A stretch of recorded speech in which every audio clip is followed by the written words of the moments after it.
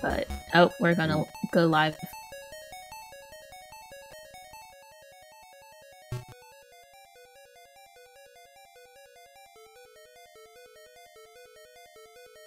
Hello everyone, welcome back to Completithon. Alright. Okay, so we are going to be, this is going to be a much different game than what you saw me run. Yeah, would you guys like to introduce yourselves? I'm Astronomus. I used to run this game / do run this game, kind of. I mainly run the Switch version. Hey, I'm White Wolfos. I have run 100%. I don't remember when the last time I actually ran it though, but excited to see another run of it again. Yeah. So before the run begins, I'm going to, there is no, like, donation bid war or anything like that, but, I have, in the beginning of the event, I have created a straw poll to, I'm going to link it in chat right now, and, I have made a straw poll as to which tunic, you guys can, let me pick, in, like, the midway point of the run. And I'm gonna keep that going until it actually becomes relevant. So there's like red or blue tunic, and I'm gonna let you guys know, if you want to see a legitimate speedrun of this game, pick blue tunic. He's going to cheat if he uses the red tunic. Because it won't be a legitimate speedrun. Yeah. Alright, so I think we're ready to go. So, ready? Are you two ready? Yeah. Yes, we are ready. Okay. 3, 2, 1, go. Alright, this is The Legend of Zelda Link's Awakening Deluxe, not the Switch version. This is a direct port and remake of the original Link's Awakening from the original Game Boy. The category that I'm running is 100%. And in 100%, I have to get all the heart pieces, all the heart containers, I have to beat every single dungeon, get all the items, upgrade everything, get all the pictures that are exclusive to this game, as well as... yeah, and then get 20 out of 26 seashells. Some people are going to question why 20 and not all 26. It's going to make sense later.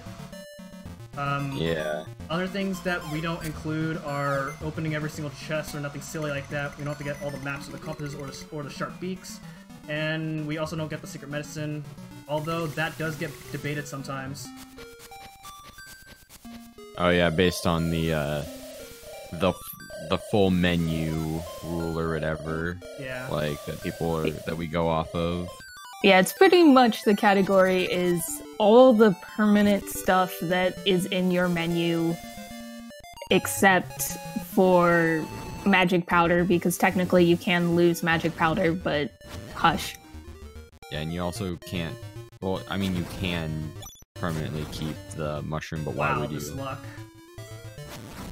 Oh yeah, so what he's doing here is he's killing enemies on the beach, and he's going to be doing a thing called rupee duping to essentially, if you're right under a rupee and it's frame rule based, if you have a rupee hit your shield and Link's hitbox at the same time, it gives you 2 rupees for the price of 1.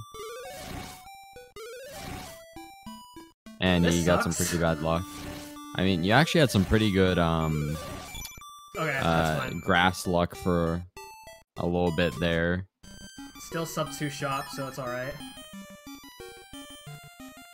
Yeah, it's an annoying piece of RNG, but thankfully it's right at the beginning of runs, so when you're doing attempts, this is a big reset point. It also makes on the topic races of like really interesting too. Yeah, also on the topic of pictures, there's a picture for stealing from the shop, and you may wonder, well, why are you not stealing from the shop after talking to the picture guy, because that's how you get all the other pictures. Well, it just kind of counts as the picture as soon as you steal the first time, so you don't have to worry about it. Also, another thing you notice Amgen doing in the shop is that if you save and quit before rupees start incrementing down, then you can actually buy things without paying any rupees. You still have to have like the correct number of rupees in your inventory, but you can just save and quit and steal from the shop in that way. Did y'all know that I got the powder first try? Oh my god. Amazing. Oh, and it's an actually good trendy game too. So I died earlier, which means the run sucks. Yeah, that's all. Oh, well. Yeah, no secret ending for you. It is an actual 100% because you're not getting the no death ending.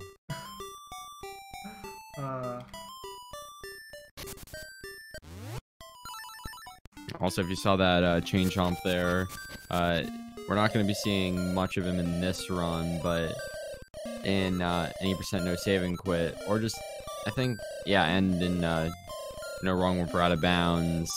He's awful. Hey, don't be mean to Best Boy. I like my piece of power count, okay?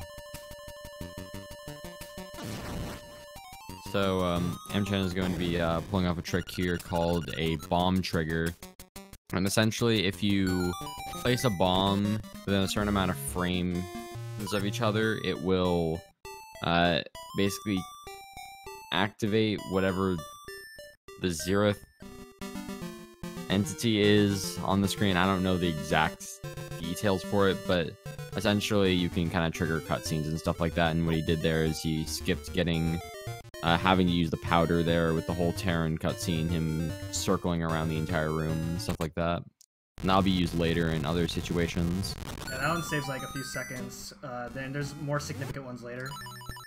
Yeah, like Walrus Skip and in Dungeon 7.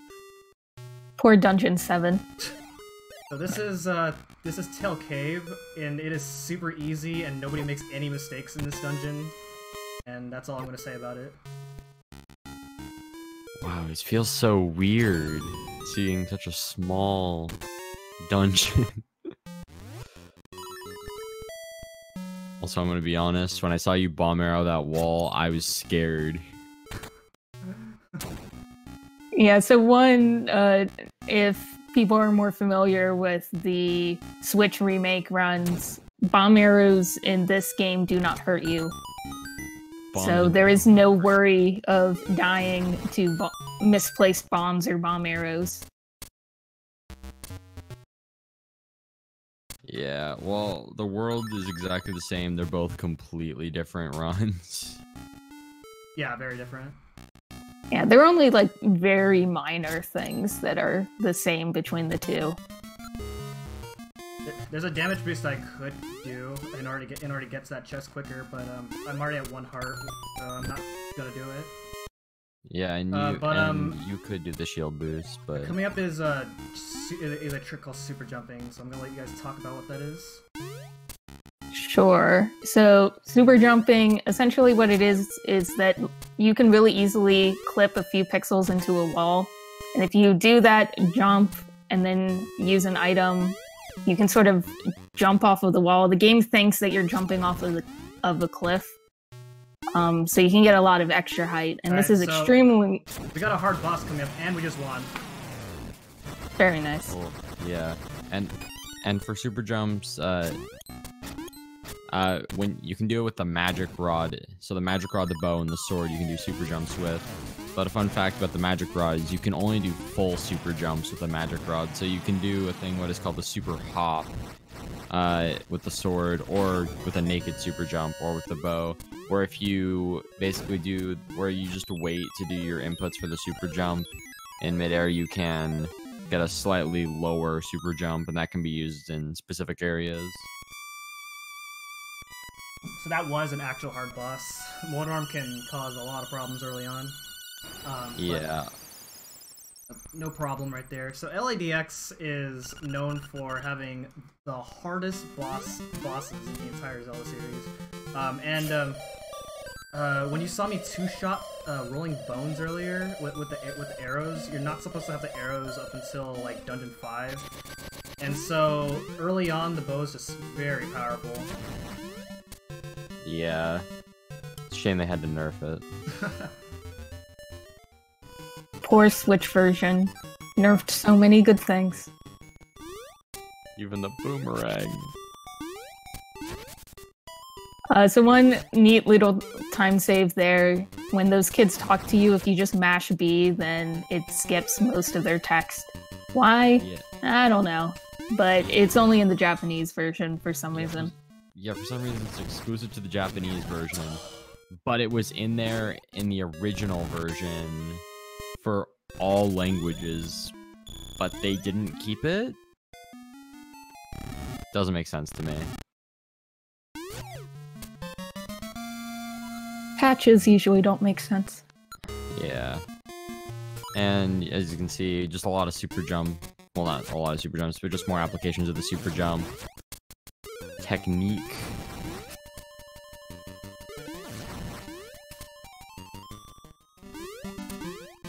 Oops, I think I missed that item. Oh well. 99% run incoming. Yeah, so in the main any percent categories, you don't get that heart piece for obvious reasons. But since this is 100%, we'll be getting that eventually. It's just faster to get it on the way back. It saves literally a single pixel. Not worth it. Very worth it. My favorite unit of time.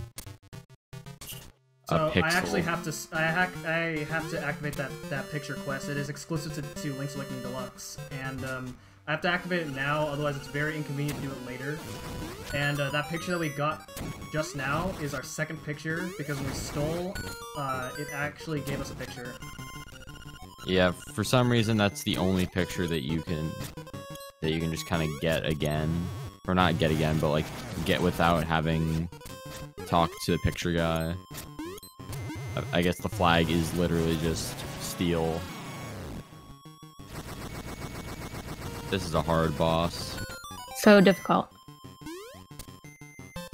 He can be a little bit annoying if you don't position him right, where he'll stop running into the wall right before the wall. And then it's just really aggravating. So coming up is flock clipping. I'm gonna let you guys talk about that. Oh boy, so my boy Flock, essentially he found that if you're clipped into a wall and interact with an object while holding a diagonal, essentially it will like when you get the text, it's like, it's too heavy, if only you had some way to pick it up or whatever, it'll push you into the wall and then you can just kind of clip through, and it's not out of bounds. It's not out of bounds. Don't worry about it.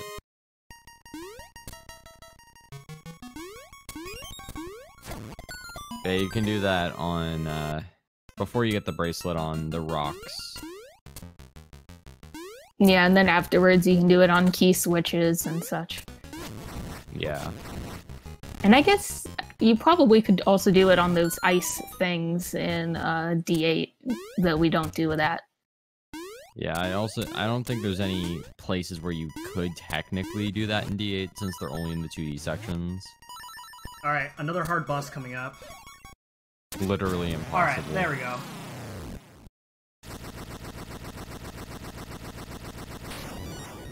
Oh, Hinox.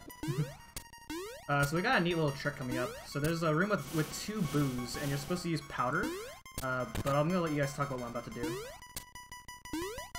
Yeah, so the game is a little weird here. Essentially, what you can do is if you get into the walkway and just arrow them, and I think in that method it like pushes them out of bounds and then that instantly kills them, like off of the screen. There's also another method you can do with sword slashes where they'll respawn out of bounds and just wander away, and then the chest will spawn. Yeah, for some reason they like overlap them. Like it like screen wraps them and then they're just gone. Yeah, basically the game checks if they're not on screen and then it counts them as dead. Oh, and also that room that I just went through is like the single worst room in like any dungeon. Yeah, I mean at least you got a good room. Sometimes the Pole's voice will be like in the corner and the keys will be in there with it and you're like, ah, why?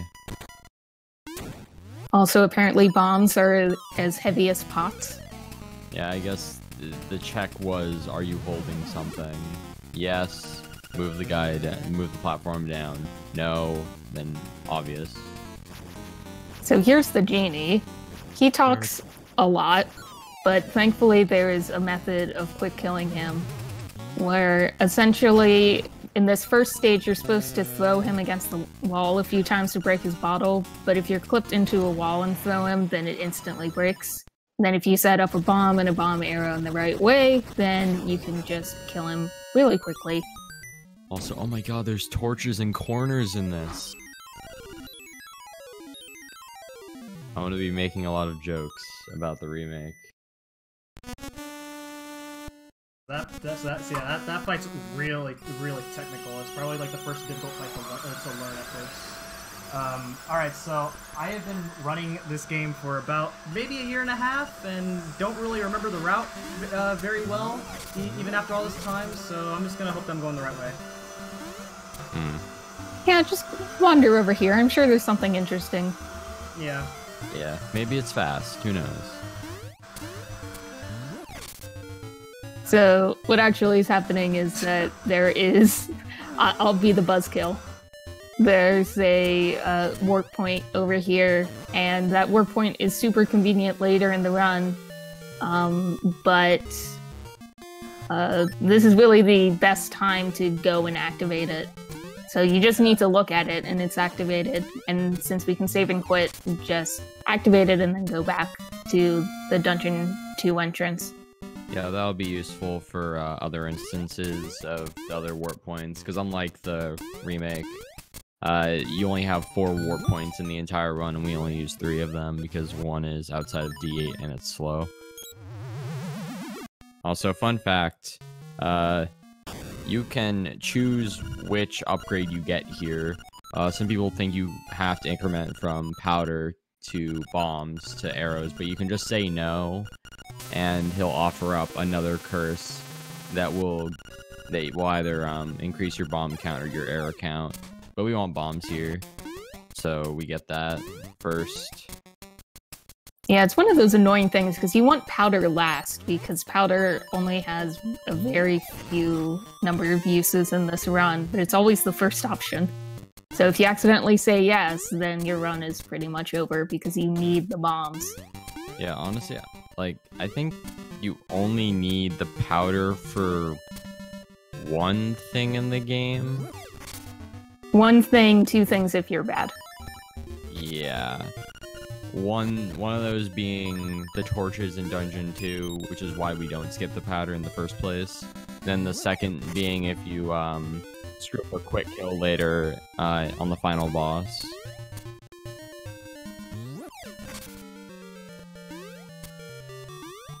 Yeah, but now we're starting to make our way towards D3 in that general vicinity.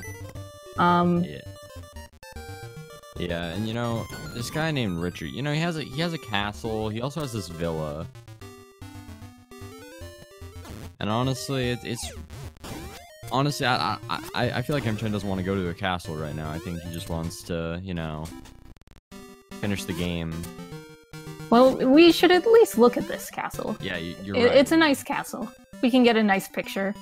We're gonna meet our little friend here, who has so a earlier song. I blew up a cave. I cannot do anything in that cave right now, but this just saves time in like pausing. In this game, you only have 2 buttons to work with, and so you want to pause as minimal amount of time as possible. Also, now that I'm taking a look at this castle, like, it's very accurate to how the castle actually looks in game. They did a good job with their Richard picture. There's actually a name that we call it, but I'll just leave it at that. Also, no seashell warp. What is this? Also, so M-Tran's going into this seashell mansion, paradise, whatever, and essentially if you have 5 or 10 exactly and going in there, you can get an extra seashell as a reward. Because of how the game uses the memory for the seashells, it only reads based on your menu, like your count of seashells, and not like how much is filled up there. So you have to essentially go in there exactly when it fills up to that bar and you can get the seashell, and you only have 1 chance of getting it. If you have 6, you can't get the 1, so Yeah, and M-Chan did a couple interesting things there. The first thing he did was get into the villa using a trick called Villa Skip. Essentially, you position Link sort of at the bottom of that pit, and if you push down on the correct frame when you hear Link falling in, then you can transition. It actually pushes you down into the next tile down that Link can actually stand on, which is inside the villa.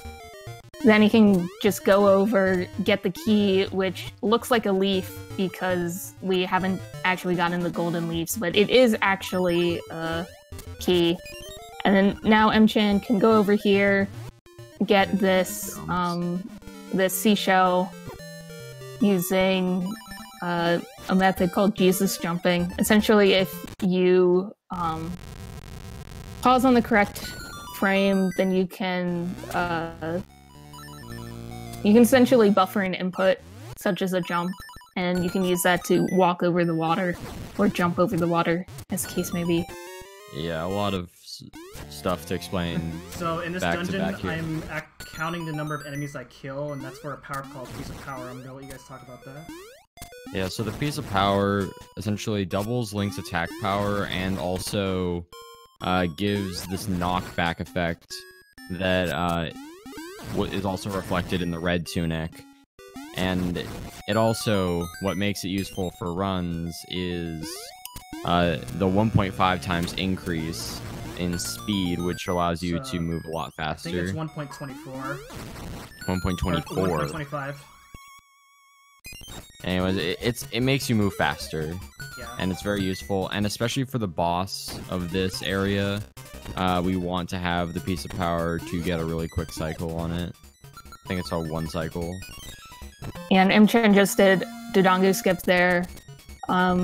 So it's essentially just another super jump, but if you're in mid-air, you can hit off of things with your sword to change the direction of your jump.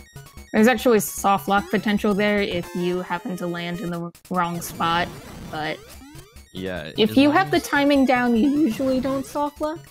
Yeah, if you get a later super jump, then you'll most definitely soft lock, but as long as you get the super jump as early as you possibly can, you will always make the Zongo skip. Also, shout out to Spice Father for discovering it. Also, that's another instance of flock clipping. If you're clipped into that wall, that's it. And also, we just kind of skip bonking into that guy. We don't need to. Piranha plants have horrible hitboxes and fall down ladders.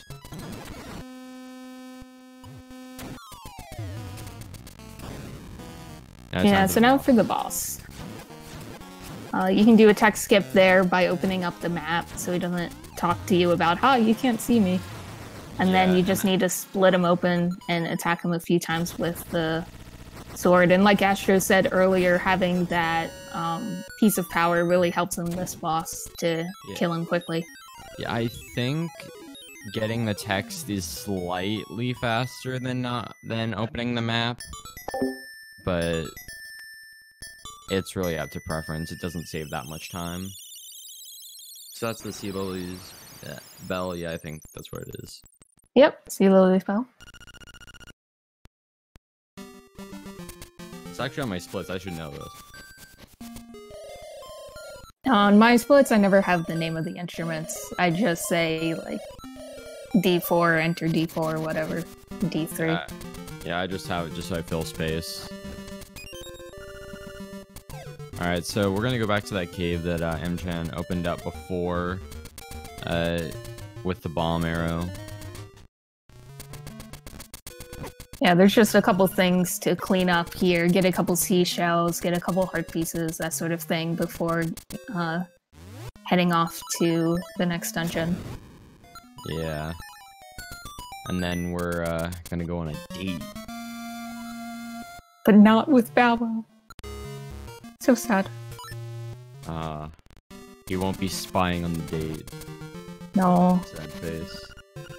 So, we're gonna be getting this honeycomb here, because unlike in the remake, you need to give the honeycomb to the bear in Animal Village to get the pineapple, which is the trigger for Marin spawning on the beach. So, we have to sit through that entire cutscene with Terran, and that's why we have to... Well, actually, the game just thinks we have the stick in our inventory, even though we don't. It's more like a dungeon trigger thing than it is like an actual item trigger. Yeah, the game assumes that you already have it because you need the stick, or you need to have done the trading sequence up to the stick in order to get into Candlelit Castle to get into D3. So the game just assumes that you made it that far. And Amgen did do a cool little save and quit strategy there to skip having to watch the actual cutscene. Yeah, and a little text skip there. So I think we haven't mentioned this yet, but you can pause or open the save and quit menu or open the map to skip text in this game. So for instance, if Mchan's opening a chest or whatever, he'll open up the save and quit menu to skip the text, which is very useful.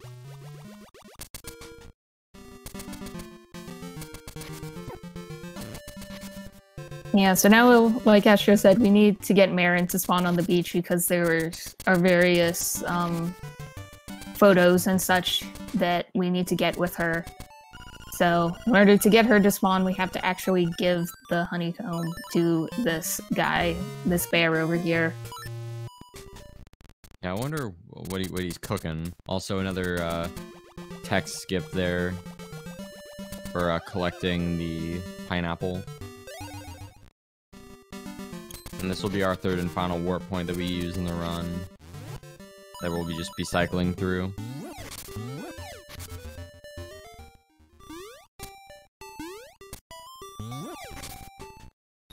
And then we're also going to be getting the ocarina coming up here. We're not going to have to go through this whole spiral thing. We have super jumps. The power of super jumps. Yeah, this game got broken with super jumps. But not as much as with bomb triggers, though. Both are extremely broken. Anyways, that's the ocarina. And now the ocarina that we will almost never be using in this run. Unless we use it to kill the final boss. Oh, and here's everybody's favorite minigame, the fishing minigame. Oh boy. So I'm just gonna let one of these fish go real quick. Just so it's easier to get the big guy down here that'll give you a heart piece. Sadly, he is not going for the coveted Fish the Pond world record. Oh yes, the most... If you have the world record in Fish the Pond, you have elite status in the community. I don't even know who has it right now. Who does, actually? Anyways, that's besides the point. Oh, Sagas has it? Okay. Yeah. Of course. Also, we keep seeing this doghouse. This mythical place that has a portal to the unknown. Yeah, using that doghouse, you can beat this game in like a minute, 2 minutes. But we can't use it in this run because of the no wrong warp restriction. But if you want to see that doghouse being used, look at 100% NSR. Yeah, no restrictions or no source requirement is insane. It is a crazy category that makes little sense. Yeah, so we had to return Bow Wow there to get a photo. We got the photo of Elvira, the guy who calls you on those telephone booths, getting some seashells. Like I said, this is just sort of cleaning up, getting a bunch of things, but now we can actually go to Marin. Yeah, and Aurora is basically everyone here, because awkward in real life, won't talk to you, but on the phone, yeah. No, not our generation. Our generation, it wouldn't even be talking on the phone, it would just be texting. Oh yes. Also, these seagulls are, you know, RNG. Completely random. We have to mention the RNG seagulls every time. It's pretty much a contractual obligation to mention it. Look at that RNG, kind of bunching up over there. Also, the water looks amazing in that cutscene. Indeed. Also, a fun fact for the Oracles about the Oracles games. For some reason, for Zelda's sprite in a Link's game, it's basically just Marin with a crown. That just confirms it. Marin is actually Zelda. Even though she says she isn't Zelda. We know Hush she's now. lying. Hush, hush. Yeah, so with Marin we can get a couple more photographs. There's that one in the well, there's the one here. All hail frog-faced Link. Ah, yes. It's not as impressive as being invisible in the remake and then going to this place with Marin, and then she just seems like she's talking to herself. She even says at one point, "Hey, are you listening?" Insane Marin. Now we're gonna be basically seeing all the cutscenes with Marin except Sorry, for bud. one. In the trendy game, if you take Marin there, she will play the game and then bring the crane over to the shopkeeper and pick him up. But we don't see that because there's no picture. Yeah, So and that poor fox getting abused by M-Chan. hey, this isn't the remake. Yeah, there's no reason to hurt that poor innocent fox. We're not literally dragging the fox over to the D4 like lock. Yeah, So we have then- super jumps. Yes. Now M-Chan's going to be doing walrus skip, kind of. It's actually faster to do the bomb trigger by just a little bit, just because you don't have to walk all the way to the walrus. Yeah, so in the any percent, no save and quit, no wrong warp, no out of bounds, and the just regular no wrong warp, no out of bounds categories. The categories that get to the walrus, you would use this technique. You would use bomb triggers in order to skip this cutscene so you get past it. But since you have Marin here, like Astro said, you don't need to do this, but it does save a little bit of time, and you also get to see the bunny fade into nothingness. Yeah, you also don't need to worry about soft locking here either. So everything's good because Marin's there. Right, in the any percent categories I mentioned, you have to actually leave the screen on a certain frame. Otherwise, if you go back to that screen, either the walrus will be there or he won't be there, but the bunny soft locks you. It's very sad. Yeah, and you don't have any inputs at all. You can't do anything. Also, bomb trigger to get the heart piece there. So, Bomb triggers. in this So room, useful. I don't know what's inside it. I just kind of shoot arrows in it because it's fun. Oh, hey, look, sand. You give an offering of some arrows, and then what comes out is a key. Boy, Very I love convenient. sand. And yes, M-Chan does fall in the pit, but he has to because there is a heart piece up here. Yeah, also, there's a lot of death here, a lot of skulls and bones and stuff like that. Many people died in the desert because it's really hot in the desert. Oh, yes. Too. So earlier in the menu, I actually placed the ocarina down, and that's so it's not in my way. When you later on we get songs for the ocarina, there's a whole menu for the ocarina, so it's really annoying to deal with. Yeah, so so instead of having the menu scroll while you're selecting it, it's as soon as you hover over it in the menu, it gives you the prompt to which song you want to play. And it sucks. But anyways, we're actually gonna be getting our first song here, The Ballad of the Windfish. We're never using this. We're just getting it because we need it for 100%. That's At least we get to literally hear the lovely music.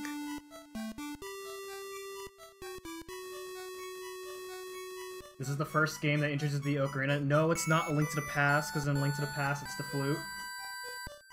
There you go. Yes, it is officially called the ocarina in this game. If you want to get your technicalities.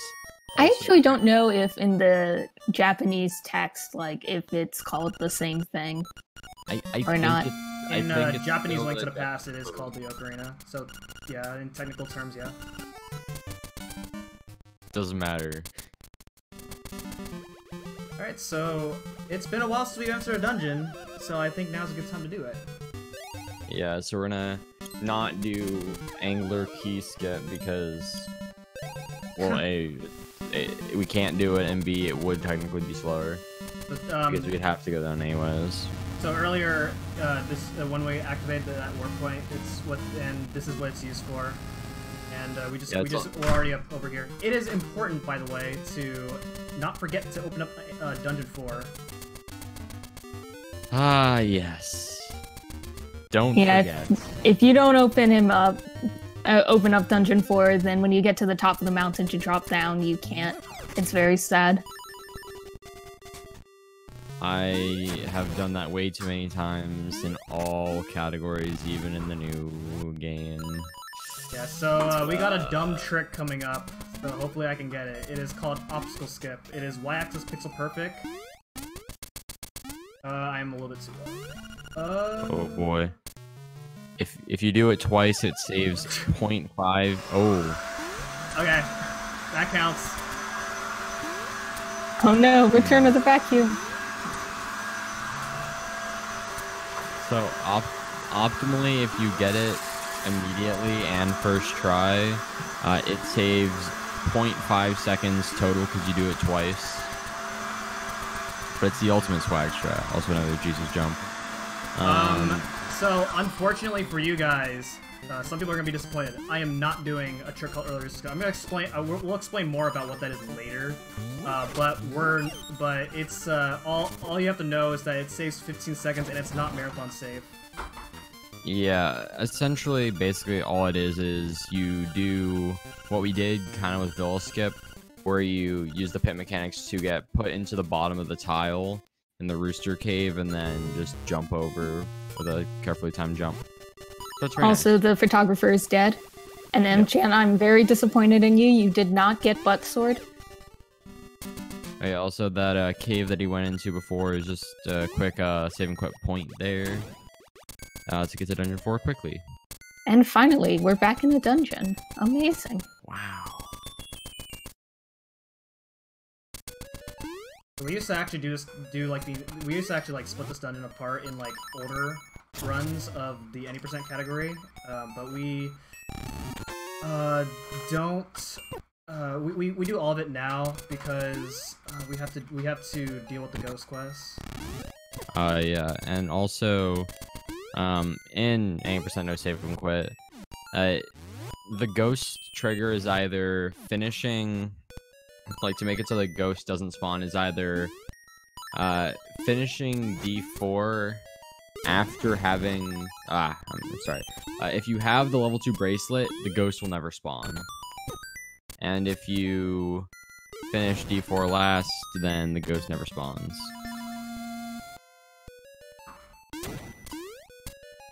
Strangely, they got rid of that level 2 bracelet thing in the remake. But who knows if it was still even works. intended in this game. They were smart. Yeah, but I mean, at least the ghost doesn't spawn immediately, so we can still do ghost skip.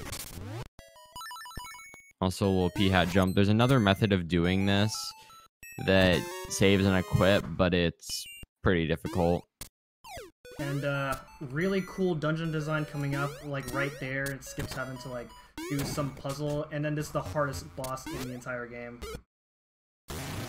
Yeah, that little jump there at the beginning of this.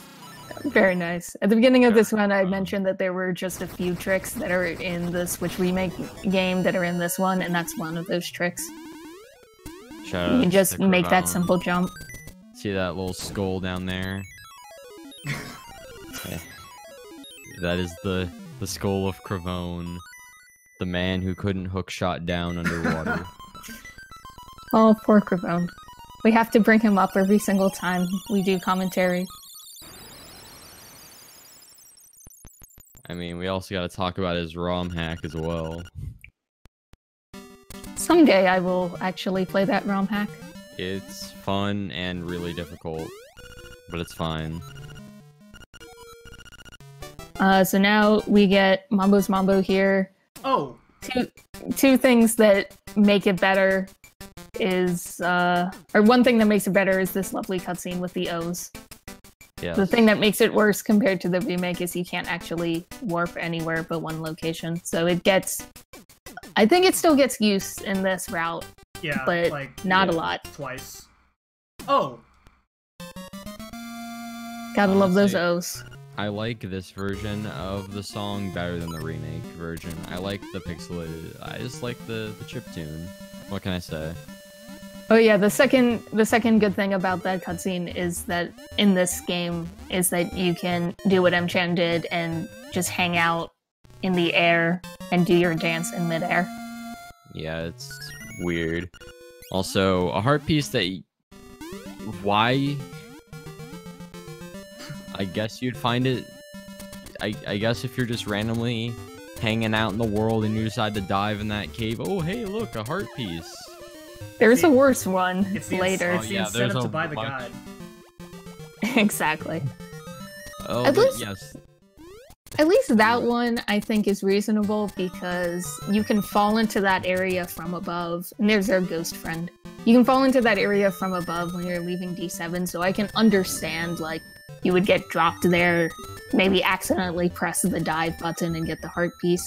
Yeah, but there's a worse one. There's a worse one that makes 0 sense. Okay, so we're about to skip more of the training sequence by doing this bomb trigger right here. Just like that. So yeah, this is a pit trigger. Same idea as the transition trigger. It basically is the same exact concept. Basically, place the bombs within a couple frames of each other, and boom, activates the cutscene. So this is, I'm sorry, this is not PG. We got the pink bra, which you give that to Martha over here, and in the American version of Link's Awakening, it's been changed to a necklace, and of just censorship. It's a necklace in the remake as well for all languages. Yeah. So it is canonically a necklace. Sorry, teenagers. I think the French version keeps it a bra. Yes. Oh, the French. Maybe they knew that the French were going to take over this game. Also, time for this cutscene that no one knows what's going on. It's simple. The fisherman is just bringing up the corpse of the mouse photographer after it fell down. It is important that you don't press start during that cutscene at all, otherwise the game doesn't count as getting that picture. But more importantly, we have probably my least favorite trick, one of my least favorite tricks. Oh yes, the lovely Zora bump. So essentially, we want to get over to that left side of the screen, but we don't have hookshot like we normally do. So what you can do is this crazy super jump setup where you land right on the edge of the land there, and you get just enough distance to get over to the other side. And this is nice because this means that we can get the magnifying lens and therefore the boomerang early, which helps us out a lot in D5. Yeah, that's gonna set up for a later glitch later. That trick is partially random because the Zora spawns in 3 different spots, but there is a setup for all 3 spots, and that was one of the setups right there. Yeah. Also, not as simple as the Switch version of Early Lens, but still effective, and we'll, as M-Chan said, we'll set up for a trick later with the boomerang that will basically skip half the dungeon. Yeah, so Ghost Buddy is still hanging around with So, us. how does this guy live? He has cracks on the floor. He has like But cobwebs. he doesn't It's an live. old He's a house. ghost. Back Doesn't- when the ghost was a living being, they lived in this house. The house has been run down. Nostalgia. Nothing's changed, apparently. So I guess you're right. There were cracks in the floor. Since the ghost clearly says nothing changed. He fell in the pit and died. Yeah, maybe. That's it. Maybe that's how he died. Also, this guy only exists if you have the magnifying lens, and we turn in the shovel here because it's useless.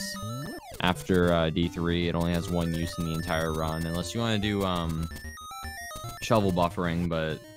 Well, to be fair, in 100% it does have more use because you do need to dig up a couple of seashells. Yeah. So it is useful, but just to get seashells for the most part, and the D3 key. Yeah, to show you how broken the boomerang is, you can basically just cut through a bunch of grass, one-shot every enemy in the game, basically. The ghost randomly talks to you, and sometimes there's not much you can do about it. It can talk to you twice in a row sometimes. How fun. Yeah, so M-Chan is going over here to get the second of 3 Mad Bat upgrades. This time he will be getting the arrows. Yeah, because powder's useless. Aside I only have from 2 arrows the right Mad now. Batter. Definitely not enough to use arrows. Yes, epilepsy warning, because there's a lot of flashing. I'm not sure if this is in 60 FPS or 30 FPS, but well, not coming up, but like, when we get to the frog song, it flickers, so... Just, keep that in mind. We'll warn you guys again. Yeah. But with the frog cutscene, though, even if you don't have epilepsy, you don't want to look at it. It's just too terrible. So this is the spot. This is the part where you would get the secret medicine, and again, it caused some debates sometimes, but we don't need it. Yeah. Also, this is a good time to kind of repost the poll because we're about to close it really soon. Yes. And so whichever, as soon as I enter Color Dungeon, which is really soon, we'll determine the final results. Yeah, and we should explain what the differences are between the tunics. So, red tunic is basically the piece of power minus the speed increase, and the blue tunic basically just gives you double defense. Red tunic is technically optimal, since you can pick up rocks quicker and stuff like that, but it's a disadvantage for the Dungeon 5 boss, which takes the knockback, but not the extra damage for some reason. And that's mainly our time. That's the big piece of time saved from it. Also, nice use of the boomerang there. Boomerang can just pick up literally anything. It can kill anything. It's so OP. Yeah. Are you gonna be doing the jump? Oh no. You can do a jump and shoot the boomerang, and it'll like chill inside of the gravestone, and it's cool. Alright, what tunic am I getting? Appears to be red tunic. Oh no! Have you gone a single marathon without using the red tunic? No. It's fine. Yeah, it used to be with the route that red tunic was a lot better, but since we now get the level 2 sword a lot earlier, it's not really so much better. Yeah, also, only instance of rupees that give you 5, and the only instance of them in the entire game. And we're going to be doing another thing coming up soon, where we're going to do a hard reset on, the emulator in this case, to essentially, the game only refills that room if you... Like, there's something in the RAM or whatever that refills the room that only works if you hard reset the console. And so, after we get the Nightmare Key, after this blob boss that just kind of dies, we just hard reset, and then we can just get that room full of rupees again to get our 300 rupees that we need for the Frog Song of Soul. Stupid frog, costing so much money.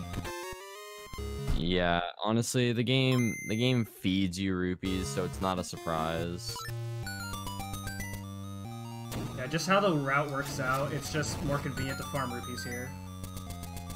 Yeah, and I mean, honestly, I don't think there's any other point in the run where farming rupees would be faster, even. I mean, there's technically a 200 rupee chest in the 3rd dungeon, but that's really all you get.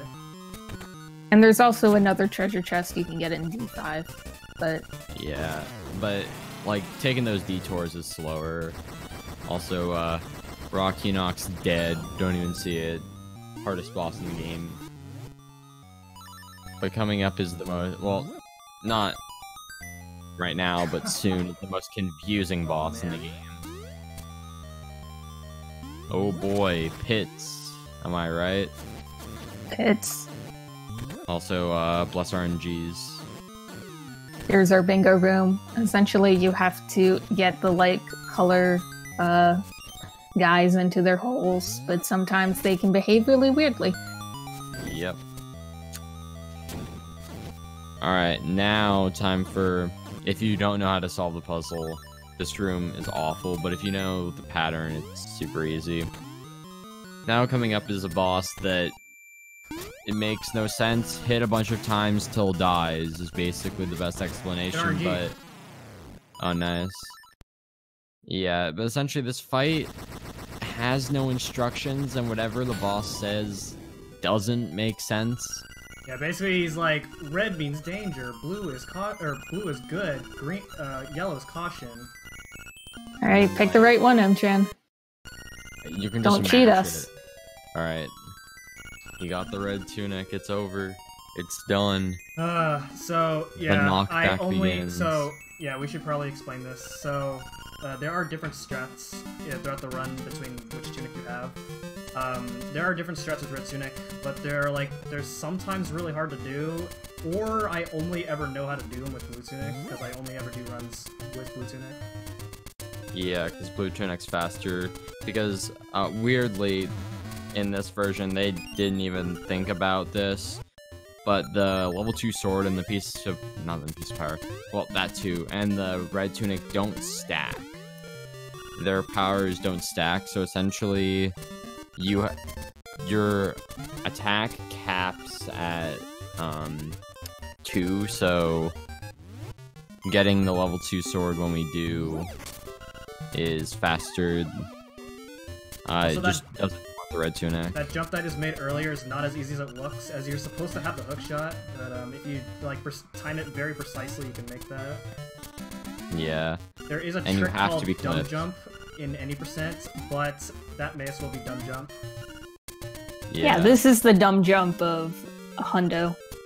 Well, I mean, you still need the nightmare key, so we still got a dumb jump. But it's not as bad because we will have the hook shot for it, so it doesn't matter. Okay, so if you don't listen to what anybody says, this is the second best song in the game. No, worst song. It sounds Look a away, lot better. it's terrible. It even sounds a lot better in Link's Awakening for the Switch. Okay, I will grant you that the Switch version sounds better. However, the song is still terrible. Okay, we don't have to worry about the epilepsy warning because it's 30 FPS. And 60 Yeah, so FPS. essentially what happens on this screen is that since this was for the Game Boy, it couldn't handle dimming lights. So what it does is that it switches back and forth between the lit up room and a darker version with like the circles around the frogs. And if you are streaming in 60 FPS, and you can actually see that, and it looks like the screen is dimmer, but if you're streaming at 30, then it just looks weird. Yeah, it also flickers a lot, so it's not even consistent either. Oh, are we finally going to the heart piece that makes 0 sense? Yeah. I believe we are. Okay, so let's just go through this for a second. We're swimming in the moat all the way around Canelet Castle through a ton of screen transitions. And then M-Chan is going to dive in a specific spot. Why? Who would think to do this? Yeah, Someone would it's probably it's swim so. over here. Again, it's an incentive to buy the guide. Like I suppose there's no hints in the game that talk about this heart piece. There's no indication there's a heart piece there. Yeah, also, like, yeah, it's just, like, in a random spot. You're just like, why? Who would do this? So, like, you'd probably dive around a little bit casually and be like, oh, well, the heart piece isn't there, and miss it, and then not have the heart piece, and you're like, where? I'm missing one. Where's the last heart piece? Also, this, rolling link here, and this... I love that only animation. Yeah, this Zora only exists if you have the magnifying lens. Also, Ghost Rat, for some reason, just... Well, we saw the rat dies. See, the rat, it fell off the mountain and died, and then the fisherman fished up the corpse of the rat, and then there's its ghost. Yeah, This is the some photographer deep lore lore. right here. Yeah, Is this the canon we're talking about here? of course. All right, so But I just, lie to I just you. checked, and we have all the pictures. That is our last picture. We've done everything right. Perfect. Hooray! Also, Armos Maze. This isn't the original Link's Awakening, so it won't lag. So I'm really good at dying at this place with Red Tunic. I've done that in 2 marathons already, so hopefully that doesn't happen here. I have a lot of the hearts, Armos but we'll see. Yeah, the Armos do 4 hearts. Why? They're Like, in too the original. strong. Like, I mean, you don't even have the tunics in the original. Why? Why are there... It makes no sense. If you have Bow Wow, though, then he eats them. Yes, So, and it's fine. gives you the arrows, so that's nice. So if you're low on arrows, go here with Bow Wow, even though you feasibly can't. No, you could get there with Bow Wow. Without You would have to go glitches. way out of your way, but you could get there. I'm trying to think. Is there a way you could get there without the hook shot or flippers before D3? Well, so you could, because you could go to Animal Village, right? Right, you can go to Animal Village. Okay, yeah, the underpass. Yeah, it would be way out of the way, but you could do it with Bow Wow. And it would be a pain too. But why would you do that?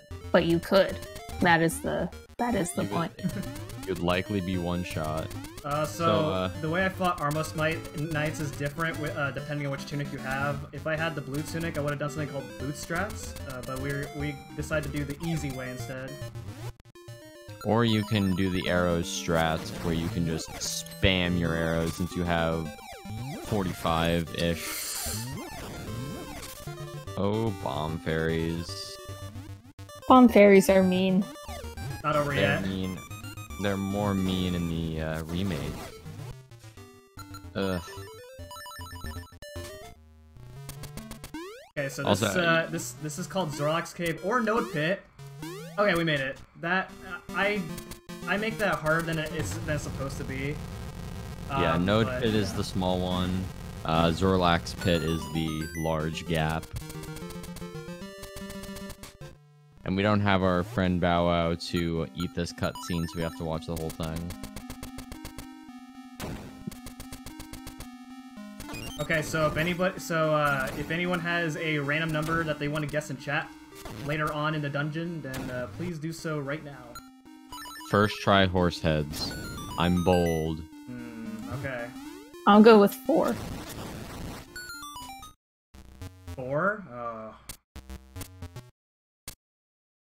I'm bold. I believe. Didn't M-Chan get Bamboo's card at some point, or was that somebody else? I think that was P-Dog. Was it P-Dog? Yeah, because he's playing on console. 12. M-Chan's. My god. 12. Sloa doesn't have Drivers. any confidence.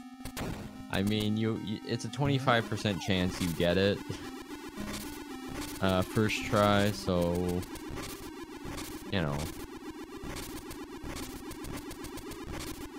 Yeah, so this tile room is ever so slightly annoying, but not really. Yeah, and if you have the hook shot, you can do an invincibility glitch where if you're at the corner of the room and then hook shot the pot, you're invincible. What? It's fun. Wizrobes being wizrobes. Yes, this is one of the reasons why Blue Tunic is better sometimes, because you can just do it like you normally do.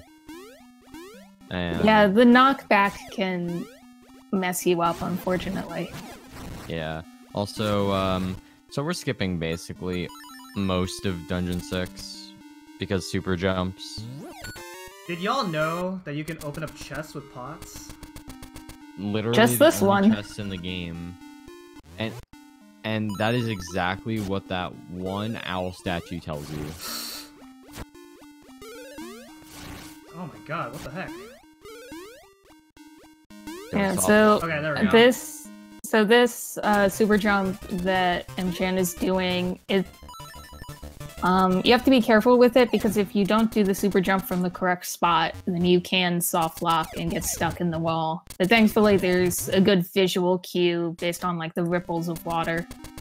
Yeah, I actually I thought believe you I can- was at the wrong spot, so when you saw me like, okay, cool game. Haha, I was right. First try, the bold. Speaking of bold, not going for the shack jumps.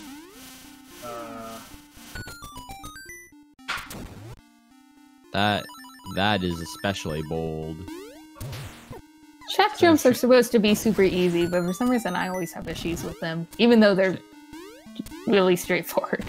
Yeah, shack jumps, basically, if you go up against an interactable object, say like a rock, like a pushable rock, or a key block, and you hold diagonally while facing away from the wall, and then you do the super jump inputs, while jumping and then while holding up against the wall and then holding forward, you'll basically get the same effect as a super jump. Shock jumps are found first. Yeah. Yeah, so that was Facade.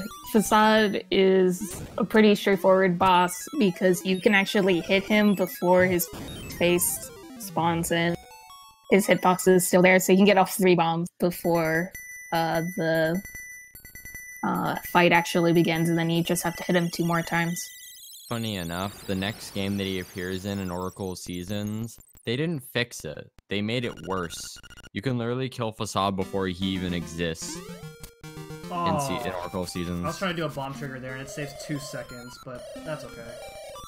Yeah, or you can save no time at all by doing the bomb trigger through the menu or the map, but it's not worth it because you're just wasting bombs.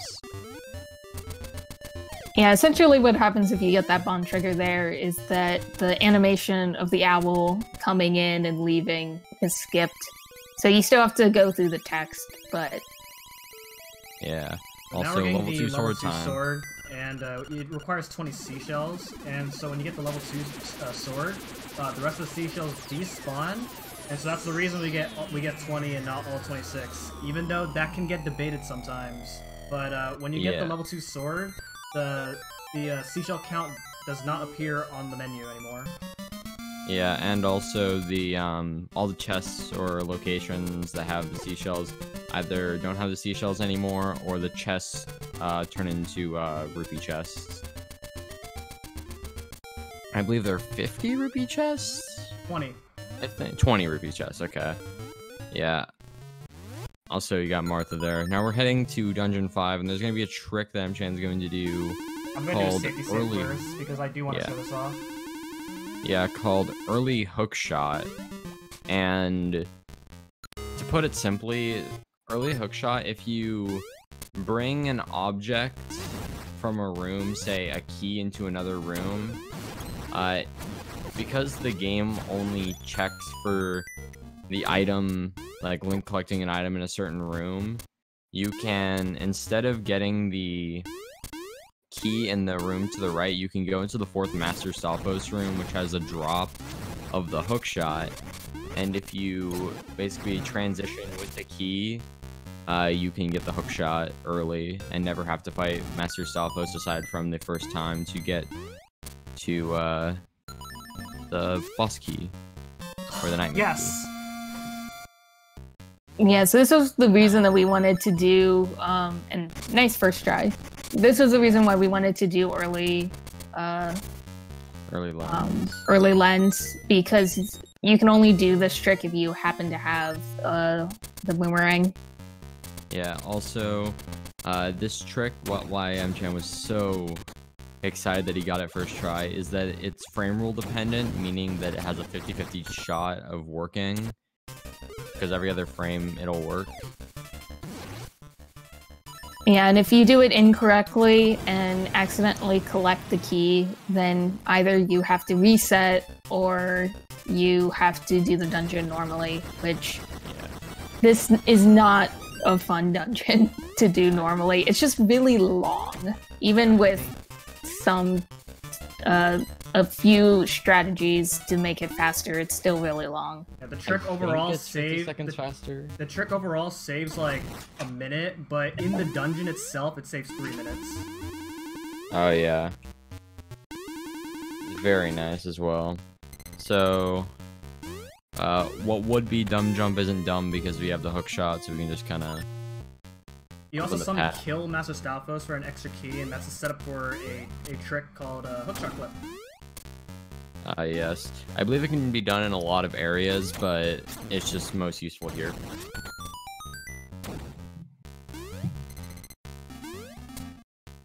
Looks like this. There we go. And so that saves like 3 seconds over what used to be done. And you get free arrows if you're low on arrows. Though in 100%, you probably don't need the arrows, but still useful. Alright, so, like they said earlier, Red Tunic sucks because this boss sucks. Yeah, Wall Snake here is, like, the worst boss. There is, thankfully, a setup you can do in this game to one-cycle him, but with the Red Tunic, it's much harder to get it. I purposely did 2 hits there because if you hit him more than 5 times, there is a chance where he is going to send out a dummy form. So, yeah. So I did 2 hits there, and then the last 3 on the 3rd phase. Also, this boss is worse in the remake because it's completely RNG on what first one he gives you as well, and it sucks. You just don't want to deal with it. Yeah, somebody really needs to come up with a consistent strategy for that boss in the remake. Yeah, also, shout out to MChan for not playing the Ocarina before getting the Wind Marimba. Oh god. Who was it that did that? Alos. I feel like Alos, that's right. Still won, though. Yeah, so now is the second and last time we will play Mambo's Mambo to get to Mambo's Pond. Still don't understand why that is his pond. When he was how would he even get there? Born there. But then how did he get to his cave? I don't know. Maybe it's deeper water than we think. Maybe, but you can't dive in it. There's an ocean. Maybe there's a lot more water in the people of Ko. Maybe the Moblins. Maybe this entire mountain's man-made by the Moblins. Alright, it's not man-made, it's whale-made. We got another dumb trick coming up, so let's see if I get it. Oh boy, here we go.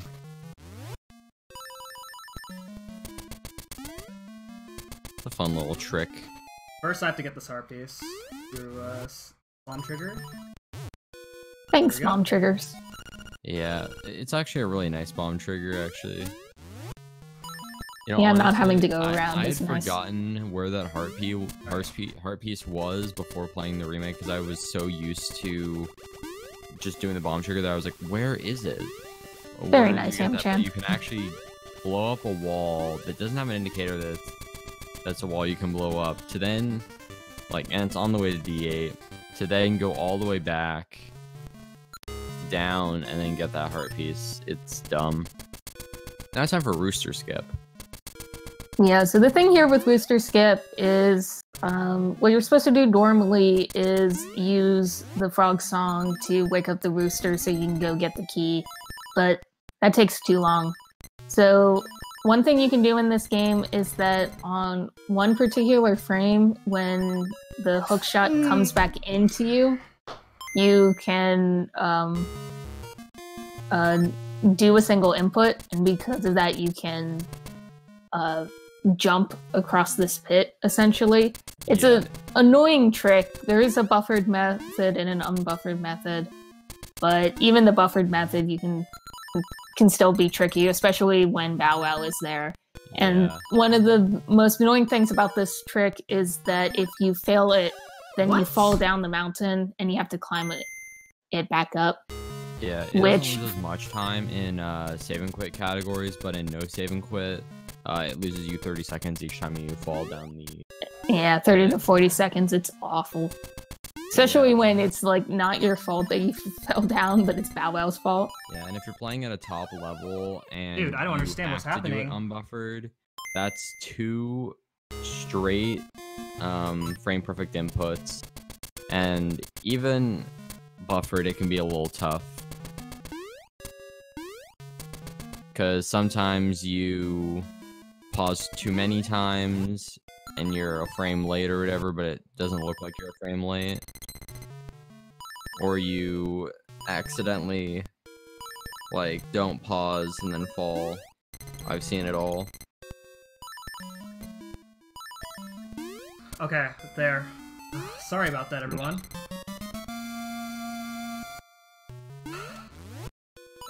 That's probably my worst attempt in a long time, but it happens. Rooster Skip is annoying.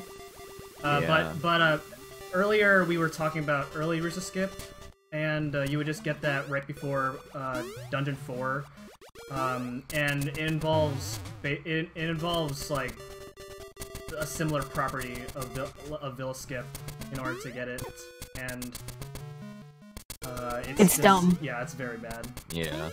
Essentially, what happens is that, like Chan said, you use the sort of falling down property they use for Villa Skip to get lodged into the wall, and then you can use the shovel to start a run in place so that when you jump, it will be like a long Pegasus jump. It's dumb. Do not do it. I mean, unless you're going for world record. Even then, I wouldn't do it. Here's my recommendations for going for world record. Move to France. That's my only recommendation. Alright, so coming up is Eagle's Tower, and it is a very long dungeon, so yeah, we're gonna be here for a while. So super long. So the item of this dungeon is the level 2 shield, which doesn't get any use. Shout out to Xander. And right, but so you need to make sure you get it. This boomerang shot right there skips like half the dungeon already. So ignore what I said when I said this was long. Yeah. Also, so you see that that ball there? Yeah, we don't need. We don't need it. See, but you know what's big though? See this pillar? Gone. It does make some amount of sense. You're placing bombs, and the pillars get destroyed. Yeah, maybe we're breaking them from the underside. Yeah, maybe. So yeah, this is another example of a pit trigger in action. No cool kid strats, unfortunately.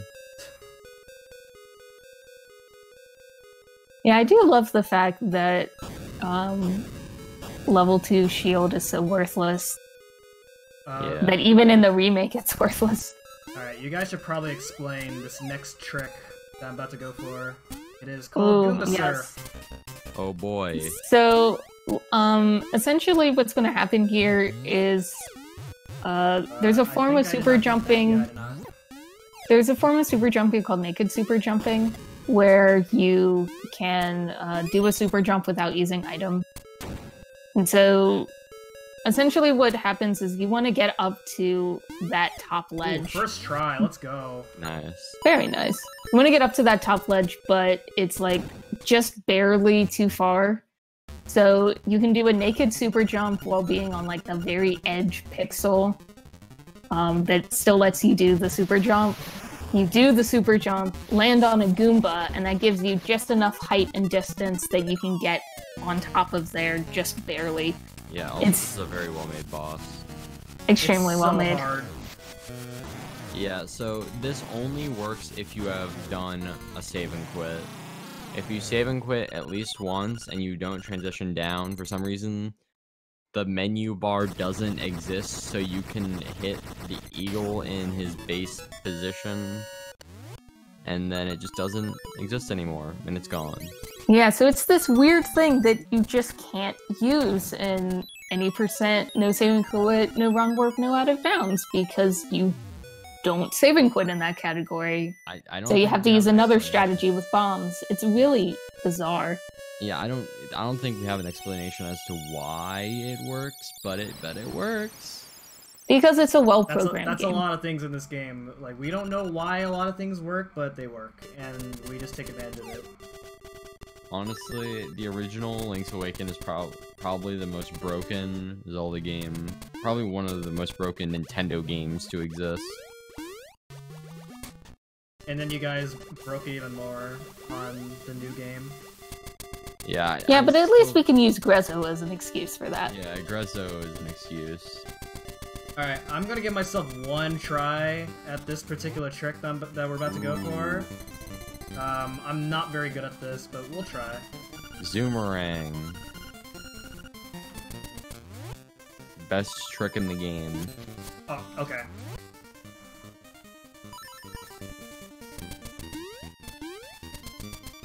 So essentially, if you bong while also using the boomerang and jump, it like zips Link back at insane speeds.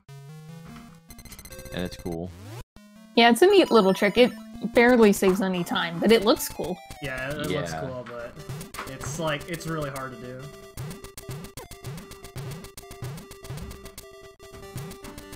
Alright, so we're climbing up the mountain. These boulders are random, but they're not a big deal, unlike in Link to the Past. And, Excuse me, those are cabbages, not boulders. Also, final Mad Bet upgrade. And we're going to be getting our powder upgrade.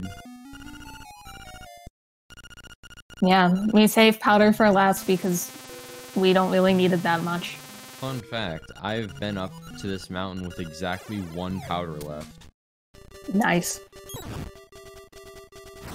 And then missed. oh god! Oh no! That was sad. Alright, this is Flame Skip. You can die. I didn't die, so that's good. So not as complicated as in the remake, but essentially if you dash into the flame while clipped into the wall, you can just kind of walk straight through. That's nice. Now time for another bomb trigger. This is Frog Song Skip, kind of. 'cause we have Also, the Frog really Song, good but hitbox. Yeah, Yep, you can just walk on through the head. yeah, the transition exists there no matter what, and it doesn't have hitbox until it finally is fully out.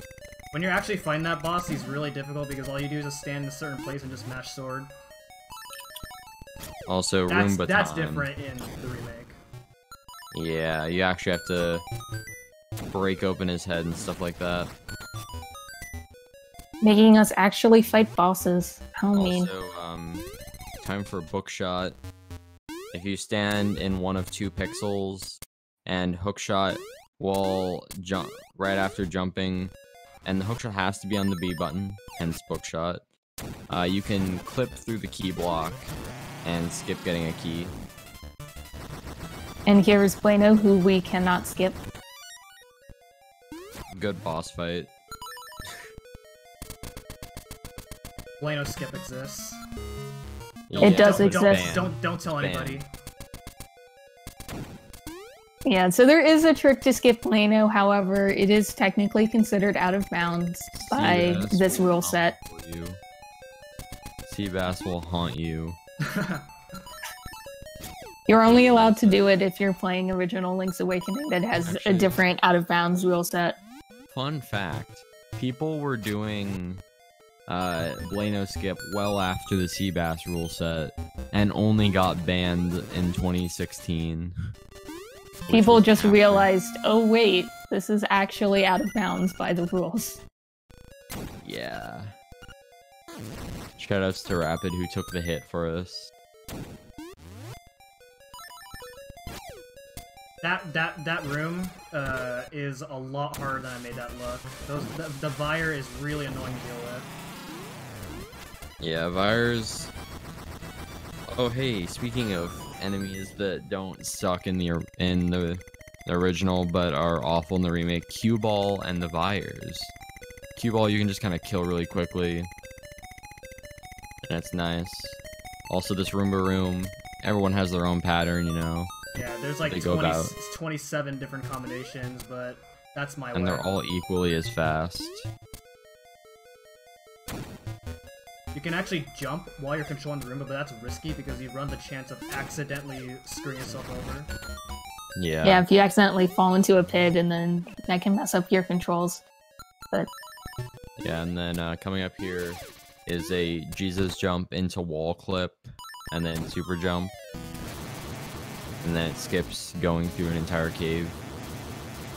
Now it's time for Hothead, who I thought they couldn't make any worse, but they did in the remake. That's partially because Magic Rod is so bad. Yeah, so basically, you can only hit him while he's moving. So he just has iframes the entire time as he's frozen. I get it? Yes! Also, because there's technically no layers in this game, you can just pick up that heart when it's at the top of the screen. Very nice, M-Chan. And now that we have everything in Link's Awakening DX, it's time to wake the Windfish. Even though it's not the right thing to do, we're doing it anyway. What the heck?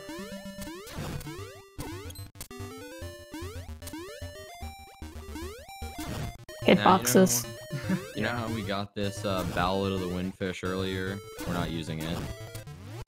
Now, people think that the ocarina is the true instrument to play the Ballad of the Windfish. It's not, it's the bombs. It's bombs.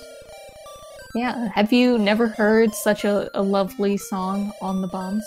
So we're going to be quiet for this music. Salute. Okay.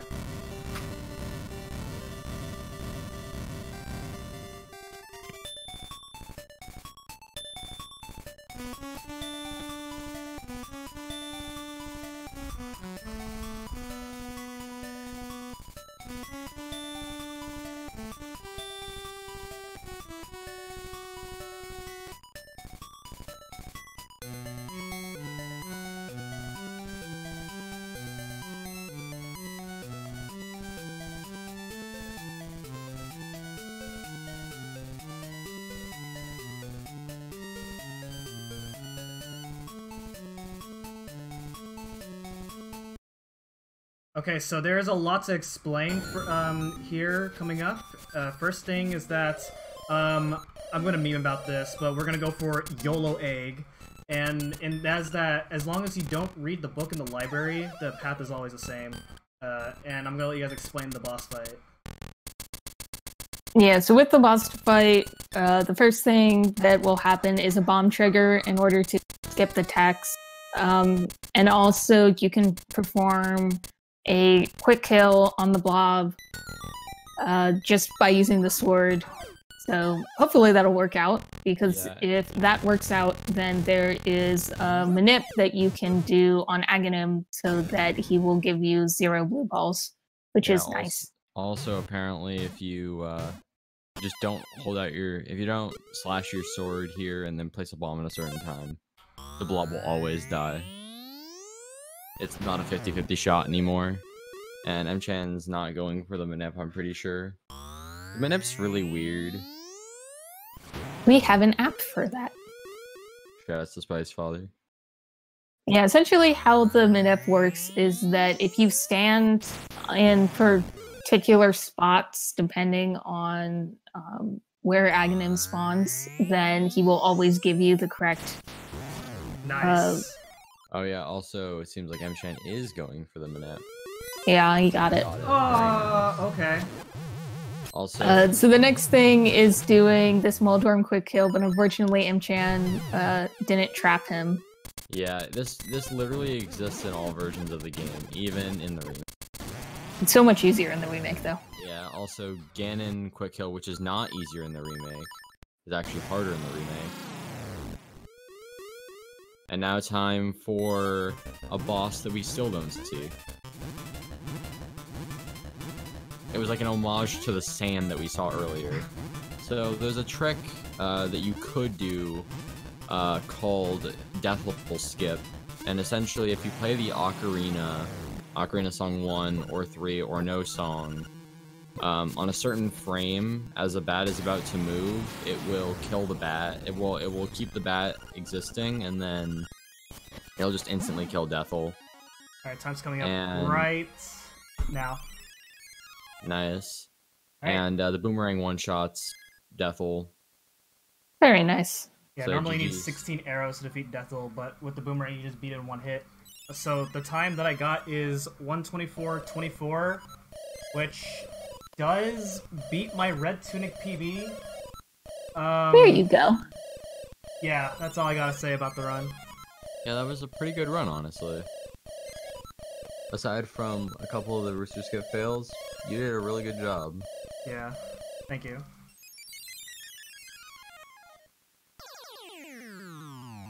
So, what do we have up next?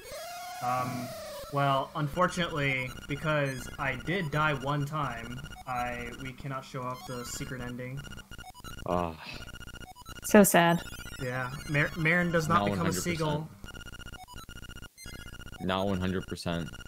Not a good game. Not a real run.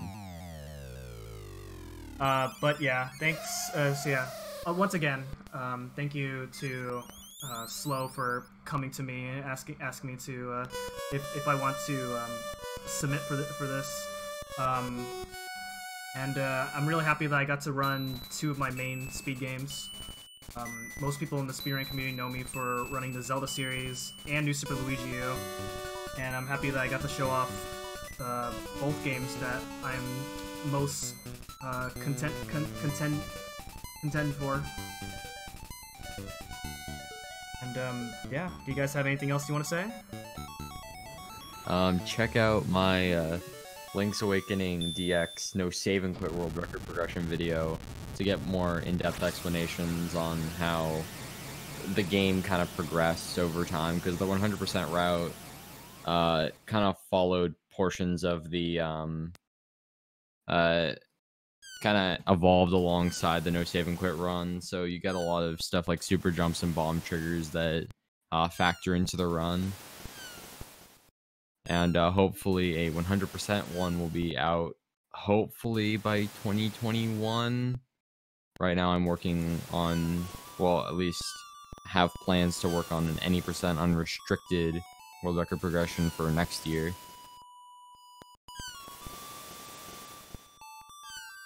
That's all I have to say, at least. Well, M-Chan, do you have anything you want to show off for 50 minutes? For 50 minutes? 50 minutes. Yeah, apparently we are 15 minutes ahead. Everybody here is too fast. I have an idea. Do a 100% no restrictions run. You can do 30 a minutes. You can do a Link's Awakening run, like Link's Awakening Warpless, because that's like in the 40-minute range. Oh Ooh, gosh. we actually could do Warpless.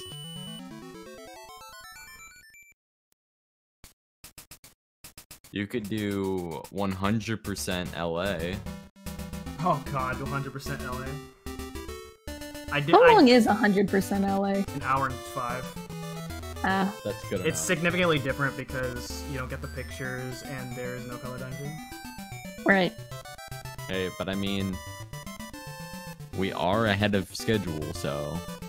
The other also, you can we were joking about the whole 30 FPS thing, and this is like a great example of the stream being at 30 FPS.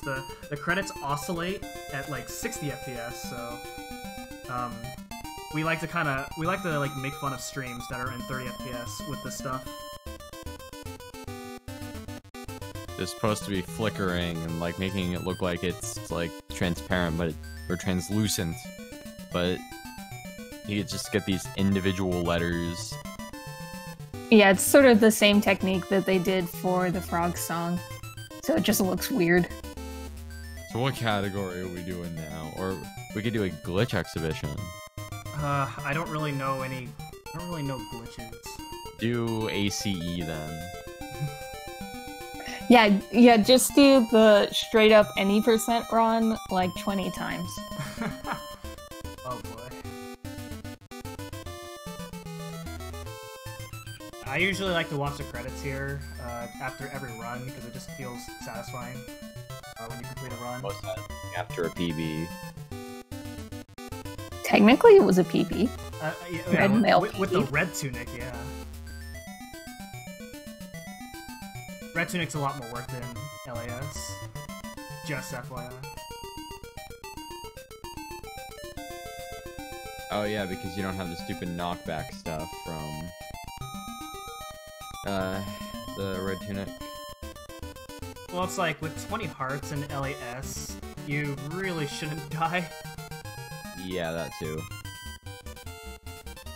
Why did I open up the Link's Awakening Switch leaderboard when I was looking? Oh, run fish the pond!